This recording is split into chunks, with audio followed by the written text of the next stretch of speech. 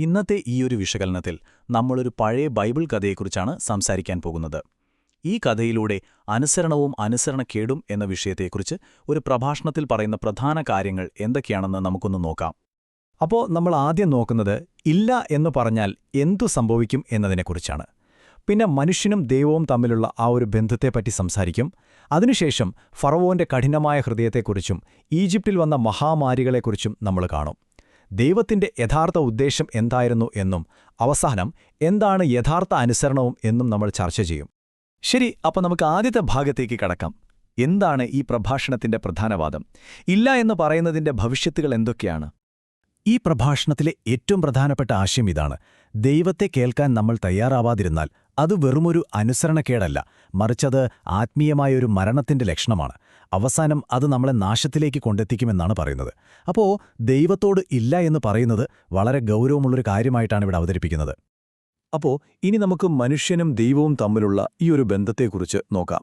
അനുസരണത്തിന്റെ കാര്യത്തിൽ നമ്മൾ എങ്ങനെയാണ് പെരുമാറുന്നത് എന്നതിനെക്കുറിച്ചുള്ള ഒരു താരതമ്യമാണ് അടുത്തതായി വരുന്നത്. ഇത് നമ്മുടെയൊക്കെ ജീവിതവുമായി ബന്ധമുള്ള ഒരു കാര്യമാണ്. ഒന്ന് ചിന്തിച്ചു നോക്കൂ, നമ്മൾ ആരെയാണ് കൂടുതൽ കേൾക്കുന്നത്? ഇപ്പോൾ ഒരു ഡോക്ടറുടെ കാര്യമെടുക്കാം. നമ്മൾ പണം കൊടുത്ത് കാണാൻ പോകുന്നതുകൊണ്ട് അല്ലെങ്കിൽ അസുഖം മാറില്ല എന്ന പേടികൊണ്ട് ഡോക്ടർ പറയുന്നതെല്ലാം നമ്മൾ അക്ഷരം പ്രതി അനുസരിക്കും, അല്ലേ? മരുന്നിന്റെ ഡോസ് ഒരിത്തിരി പോലും മാറ്റില്ല. പക്ഷേ ദൈവത്തിന്റെ കാര്യം വരുമ്പോഴോ, നമുക്ക് ദൈവത്തെ നേരിട്ട് കാണാൻ പറ്റാത്തതുകൊണ്ട് നമ്മൾ ചോദ്യം ചെയ്യും. ചിലപ്പോൾ എനിക്കിതിനേക്കാൾ നന്നായി അറിയാം എന്നുവരെ ചിന്തിക്കും.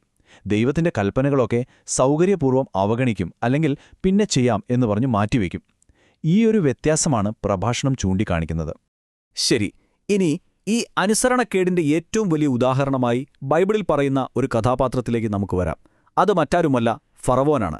ഫറവോന്റെ കഠിനമായ ഹൃദയത്തെക്കുറിച്ചുള്ള ആ കഥ നമുക്കൊന്ന് നോക്കാം. അപ്പോൾ കഥ തുടങ്ങുന്നത് ഇങ്ങനെയാണ്. ഏതാണ്ട് 400 വർഷത്തോളം ഇസ്രായേൽ ജനത ഈജിപ്തിൽ അടിമകളായി കഴിയുകയായിരുന്നു. ആ സമയത്താണ് ദൈവം മോശയെ ഫറവോന്റെ അടുത്തേക്ക് അയക്കുന്നത്. ഒരൊറ്റ സന്ദേശമേ ഉണ്ടായിരുന്നുള്ളൂ: എന്റെ ജനത്തെ പോകാൻ അനുവദിക്കുക. പക്ഷെ എന്താ സംഭവിച്ചത്? ഫറവോൻ അത് കേൾക്കാൻ കൂട്ടാക്കിയില്ല. പോരാത്തതിന് ഇസ്രായേലിയരുടെ ജോലിഭാരം കൂട്ടുകയും ചെയ്തു. ഫറവോന്റെ മറുപടി ഇതായിരുന്നു: യഹോവ ആരാണെന്നാണ് നീ പറയുന്നത്? അവന്റെ വാക്കുകേട്ട് ഞാൻ ഇസ്രായേലിനെ വിട്ടയക്കാൻ? എനിക്ക് യഹോവയെ അറിയില്ല, ഞാൻ ഇസ്രായേലിനെ വിട്ടയക്കുകയുമില്ല. നോക്കൂ, ആ വാക്കുകളിലെ ധിക്കാരം! എത്രമാത്രം അഹങ്കാരത്തോടെയാണ് അദ്ദേഹം അത് പറയുന്നതല്ലേ? അപ്പോൾ ഫറവോന്റെ ഈ ധിക്കാരത്തിന് വലിയൊരു വില കൊടുക്കേണ്ടി വന്നു. ഓരോ തവണ ഇല്ല എന്ന് പറഞ്ഞപ്പോഴും അതിന്റെ പ്രത്യാഘാതങ്ങൾ കൂടുതൽ വലുതായിക്കൊണ്ടിരുന്നു. ഈജിപ്ത് രാജ്യത്തെ പിടിച്ചുലച്ച മഹാമാരികളുടെ രൂപത്തിലായിരുന്നു ആ മുന്നറിയിപ്പുകൾ വന്നത്. ഇതൊരു തുടർക്കഥ പോലെയായിരുന്നു. ആദ്യം നൈൽ നദിയിലെ വെള്ളം മുഴുവൻ രക്തമായി മാറി. എന്നിട്ടും ഫറവോന്റെ ഹൃദയം കഠിനമായി തന്നെയിരുന്നു. പിന്നെ തവളകൾ വന്ന് രാജ്യം മുഴുവൻ നിറഞ്ഞു. അപ്പോഴും ഫറവോൻ കേട്ടില്ല.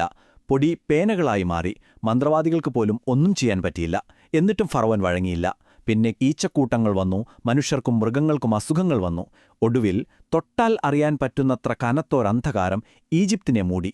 ഓരോ തവണ ഫറവോൻ ഇല്ല എന്നു പറയുമ്പോഴും ദുരന്തത്തിന്റെ കാഠിന്യം കൂടി വന്നു. അങ്ങനെ 9 മഹാമാരികൾ, 9 മുന്നറിയിപ്പുകൾ കടന്നുപോയി. എന്നിട്ടും ഫറവോന്റെ മനസ്സ് മാറിയില്ല. അപ്പോഴാണ് ദൈവം അവസാനത്തെ ഏറ്റവും ഭയാനകമായ ആ അന്ത്യശാസനം നൽകുന്നത്.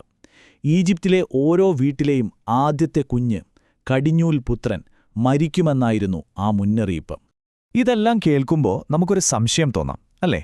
ദൈവം എന്തിനാണ് ഇങ്ങനെയൊക്കെ കൽപ്പിക്കുന്നത്? മനുഷ്യരെ ശിക്ഷിക്കാനാണോ? എന്നാൽ ഈ പ്രഭാഷണം പറയുന്നത് ദൈവത്തിന്റെ യഥാർത്ഥ ഉദ്ദേശ്യം അതൊന്നുമല്ല എന്നാണ്. അപ്പോൾ പിന്നെ എന്താണ് ദൈവത്തിന്റെ ഉദ്ദേശ്യം? പ്രഭാഷണം പറയുന്നതനുസരിച്ച് ദൈവം കൽപ്പനകൾ നൽകുന്നത് നമ്മുടെ തന്നെ നന്മയ്ക്കും അഭിവൃദ്ധിക്കും വേണ്ടിയാണ്. നമ്മളെ വേദനിപ്പിക്കാനല്ല, സൗഖ്യമാക്കാനാണ്. നമ്മളെ അടിമകളാക്കാനല്ല, മറിച്ച് തന്റെ സ്നേഹം കാണിക്കാനാണ്. നമ്മൾ ദൈവത്തിൽ വിശ്വസിക്കാനും ജീവിതത്തിൽ അനുഗ്രഹിക്കപ്പെട്ട് മുന്നോട്ടു പോകാനും വേണ്ടിയാണ് ഈ കൽപ്പനകൾ. ബൈബിളിലെ വളരെ ശക്തമായൊരു വാക്യമുണ്ട്: അനുസരിക്കുന്നത് ബലിയേക്കാൾ ശ്രേഷ്ഠമാണ്, മത്സരം ആഭിചാര പാപത്തിന് തുല്യമാണ്. ഇതിൽ നിന്ന് എന്താ മനസ്സിലാക്കേണ്ടത്? നമ്മൾ ചെയ്യുന്ന വലിയ വലിയ കാര്യങ്ങളെക്കാളും ആചാരങ്ങളെക്കാളുമെല്ലാം ദൈവം വിലമതിക്കുന്നത് നമ്മുടെ അനുസരണത്തെയാണ്. അനുസരണക്കേടിനെ വളരെ വലിയൊരു പാപമായിട്ടാണ് ഇവിടെ കാണുന്നത്. അങ്ങനെ നമ്മൾ അവസാന ഭാഗത്തേക്ക് എത്തുകയാണ്. എന്താണ് യഥാർത്ഥ അനുസരണം? വെറുതെ പറയുന്നത് കേൾക്കുന്നതാണോ? അതോ അതിനപ്പുറം എന്തെങ്കിലും അർത്ഥമുണ്ടോ? നമുക്ക് നോക്കാം. അപ്പോൾ ഈ പ്രഭാഷണം അനുസരിച്ച് യഥാർത്ഥ അനുസരണം എന്ന് പറഞ്ഞാൽ കണ്ണുമടച്ച് എന്തും ചെയ്യുന്ന ഒരു അടിമയുടെ മനോഭാവമല്ല, അതങ്ങനെയല്ല. മറിച്ച് അത് സ്നേഹത്തിൽ നിന്നും വിശ്വാസത്തിൽ നിന്നും വരുന്ന ഒന്നാണ്. നമ്മുടെ നന്മ മാത്രം ആഗ്രഹിക്കുന്ന ഒരാളുടെ വാക്ക് നമ്മൾ കേൾക്കില്ലേ? അതുപോലെ ഒരു കുട്ടി തന്റെ അച്ഛനെയോ അമ്മയോ സ്നേഹവും വിശ്വാസവും ഉള്ളതുകൊണ്ട് അനുസരിക്കുന്നതുപോലെയാണ് ഇത്. ഈ പ്രഭാഷണം അവസാനിക്കുന്നത് വളരെ ശക്തമായൊരു ആശയത്തോടെയാണ്. നമ്മൾ മാറാൻ തയ്യാറാവാതെ നമ്മുടെ ഹൃദയം കഠിനമാക്കി വയ്ക്കുമ്പോൾ ദൈവം തന്റെ വാൾ മൂർച്ച കൂട്ടുമെന്ന് പറയുന്നു. ഇത് കേൾക്കുമ്പോൾ ദൈവം ശിക്ഷിക്കാൻ വെമ്പുന്ന ഒരാളാണെന്ന് തോന്നാം. പക്ഷെ അങ്ങനെയല്ല. മറിച്ച് ഇതൊരു അവസാനത്തെ വഴിയാണ്, മനുഷ്യന്റെ ധിക്കാരത്തിന് കിട്ടുന്നൊരു സ്വാഭാവിക ഫലം. അപ്പോൾ ഇതെല്ലാം കേട്ടുകഴിയുമ്പോൾ ഒരു ചോദ്യം ബാക്കിയുണ്ട്. അനുസരണം എന്നത് നമ്മുടെ വിശ്വാസത്തിന്റെ ഒരു ഭാഗമാണോ, അതോ നമ്മുടെ സ്വാതന്ത്ര്യം ആർക്കോ വേണ്ടി അടിയറവ് വയ്ക്കുന്നതിന് തുല്യമാണോ? ഇതൊരു പ്രധാനപ്പെട്ട ചോദ്യമാണ്. ഇതിനെക്കുറിച്ച് നിങ്ങൾക്കെന്താണ് തോന്നുന്നതെന്ന് സ്വയം ഒന്ന് ചിന്തിച്ചു നോക്കൂ.